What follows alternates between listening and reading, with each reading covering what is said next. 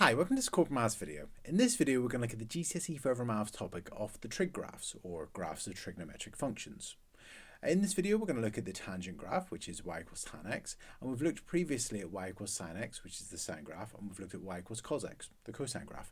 But in this video, we're going to focus on y equals tan x, which is the tangent graph. So we're going to do a little xy table, and remember for GCSE Further Maths, we need to know what these graphs look like between negative 360 degrees and 360 degrees. So let's start off with 0. If you do the tan of 0 in your calculator, you get that's equal to 0. So that's equal to 0. Now this time, if you do the tan of 90 degrees, if you do the tan of 90, you'll get that's equal to, and it comes up as undefined or math error. So we're not actually going to have a point to plot here at 90 degrees. Because at 90 degrees, we get this thing called an asymptote. And so I'm going to do this dotted line going vertically through 90 degrees, because the graph doesn't actually have a point on that line. So what we're now going to have to do is we're going to have to work out the tan of some angles between 0 and 90 degrees to see actually what happens to this graph. So if we do the tan of 30 degrees, we get that's equal to 0.577 and so on.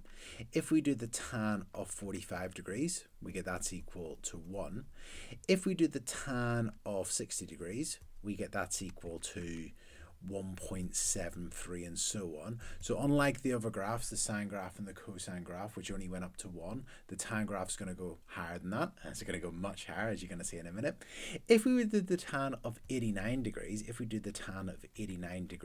we get that's equal to 57.2899 and so on. So as you can see, it's going to get very, very big. If you actually do the tan of 89.9, that's equal to 572 and so on.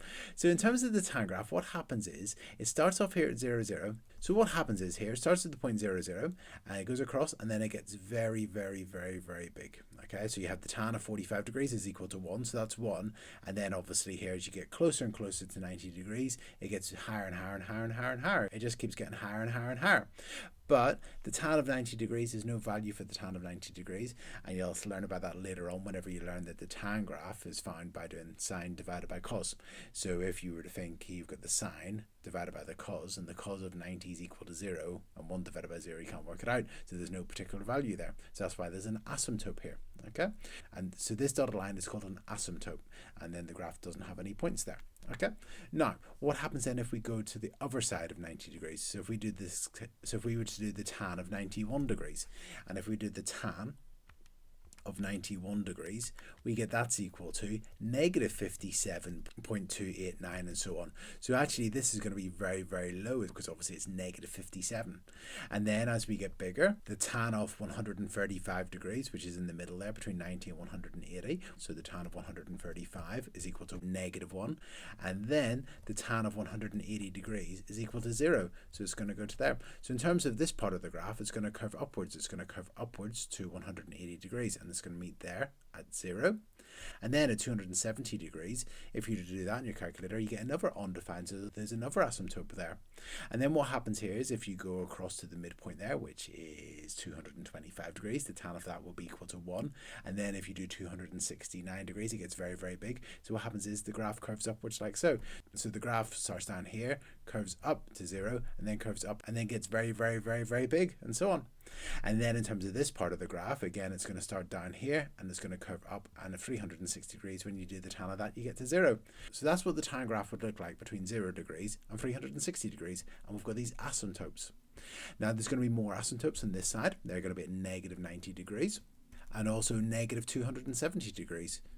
So they're asymptotes. And then this part of the graph, if you do the tan of negative 45 degrees, you get negative 1. The tan of negative 89 degrees, it's very, very small. So in terms of this part of the graph, it curves up like so. Okay, and then this part of the graph, well, if you have a look at these other bits, you can see it's going to start up here. So if you do the tan of negative 91 degrees, it's very big, and then it's going to get smaller and smaller. If you do the tan of negative 180 degrees, you get 0, and so on. So it's going to end up looking like this. And then finally, we've got this part of the graph here between negative 270 degrees and negative 360. Well, if you do the tan of negative 271, it's very, very big. So then it then curves down, and the tan of negative 360 degrees is equal to 0. And that's it. So that's what the graph of y equals tan x would look like. And I haven't labeled the vertical axis because obviously it goes up very, very high and it goes down very, very low. So here we've just labeled the horizontal axis and we've got 0 here, and that's it. And it's important to know what this graph looks like.